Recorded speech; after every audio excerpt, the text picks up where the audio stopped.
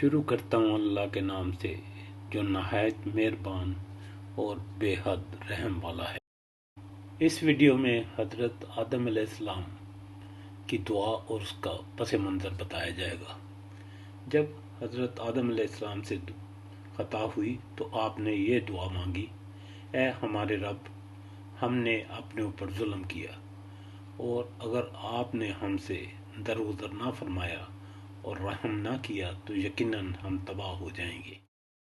دعا کا پس منظر کچھ اس طرح ہے کہ اللہ تعالیٰ نے آدم علیہ السلام کی تخلیق کے بعد فرمایا، اے آدم، تو اور تیری بیوی دونوں اس جنت میں رہو، جہاں سے جو دل کرتا ہے کھاؤ، مگر اس درخت کے پاس نہ جانا ورنہ ظالموں میں سے ہو جاؤ گے۔ حضرت آدم علیہ السلام اور اماں حوا جنت میں رہنے لگے، پھر شیطان نے ان کو بہکایا اور ان کو دھوکہ دیا۔ آخرکار جب انہوں نے اس درخت کا مزہ چکھا تو ان کے سطر ایک دوسرے کے سامنے کھل گئے اور وہ اپنے جسموں کو جنت کے پتوں سے ڈھانپنے لگے۔ تب اللہ تعالیٰ نے انہیں پکارا اور کہا، کیا میں نے تمہیں اس درخت سے نہ روکا تھا اور نہ کہا تھا کہ شیطان تمہارا کھلا دشمن ہے؟ تب دونوں نے اوپر والی دعا مانگی۔ اس واقعہ سے مندرجہ ذیل نکات واضح ہو گئے۔ انسان کے اندر شرم و حیا ایک فطری جذبہ ہے اور اس کا اولین مظہر وہ شرم ہے جو اپنے جسم کے مخصوص حصوں کو دوسروں کے سامنے کھولنے میں آدمی کو فطرتاً محسوس ہوتی ہے۔ قرآن ہمیں بتاتا ہے کہ یہ شرم اول روز سے انسان میں ودیعت کی گئی تھی۔ شیطان کی پہلی چال جو اس نے انسان کو فطرت انسانی کی سیدھی راہ سے ہٹانے کے لیے چلی، یہ تھی کہ اس پر عریانی اور فحاشی کا دروازہ کھولے، اس کو جنسی معاملات میں بدراہ کر دے۔ شیطان اور ان کے شاگردوں کی یہ روش آج تک قائم ہے۔ ترقی کا کوئی کام ان کے ہاں شروع ہی نہیں ہو سکتا جب تک کہ عورت کو بے پردہ کر کے وہ بازار میں لا کر نہ کھڑا کر دیں اور اسے کسی نہ کسی طرح ننگا نہ کر دیں۔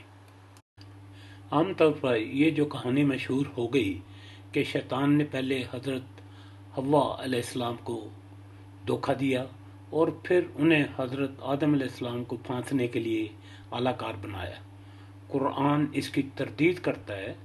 قرآن کہتا ہے کہ شیطان نے دونوں کو دھوکہ دیا اور دونوں اس سے دھوکہ کھا گئے۔ بظاہر یہ بہت چھوٹی سی بات ہے، لیکن جن لوگوں کو معلوم ہے کہ حضرت حوا کے متعلق یہی مشہور روایت دنیا میں عورت کے اخلاقی، قانونی اور معاشرتی رتبے کو گرانے کا بڑا سبب بنی۔ یہ گمان کرنے کی کوئی معقول وجہ نہیں ہے کہ اس درخت کا مزہ چکھتے ہی آدم اور حوا کے سطر کھل جائے۔ اس درخت کی کسی خاصیت کا نتیجہ نہیں تھا۔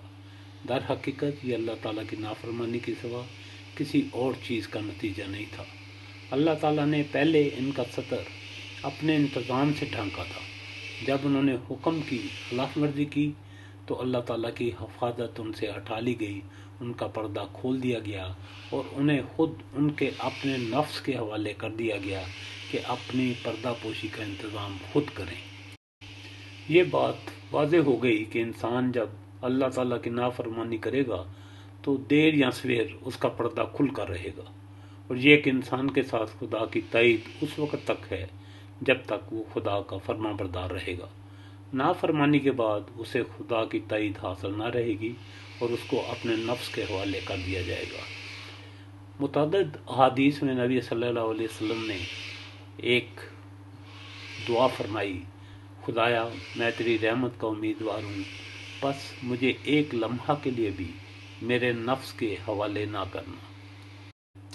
یہاں سے شیطان اور انسان کی راہیں ایک دوسرے سے الگ ہو گئی۔ شیطانی راہ یہ ہے کہ بندگی سے منہ موڑے، خدا کے مقابلہ میں سرکشی اختیار کرے اور جو لوگ اطاعت کی راہ پر چل رہے ہیں ان کو بھی بہکائے۔ انسان کی راہ یہ ہے کہ وہ شیطانی اغوا کی مزاحمت کرے، اپنے اس دشمن کی چالوں سے ہر وقت چوکنا رہے، اور اگر کبھی بندگی اور اطاعت کی راہ سے ہٹ بھی جائے تو اپنی غلطی کا احساس ہوتے ہی ندامت کے ساتھ فوراً اپنے رب کی طرف رجوع کرے اور اپنے قصور کی تلافی کرے جو اس سے سرزد ہو گیا ہے۔ دعا ہے کہ اللہ تعالی ہمیں شیطان کے بہکاوے اور چالوں سے ہمیشہ محفوظ فرمائے۔ آمین ثم آمین۔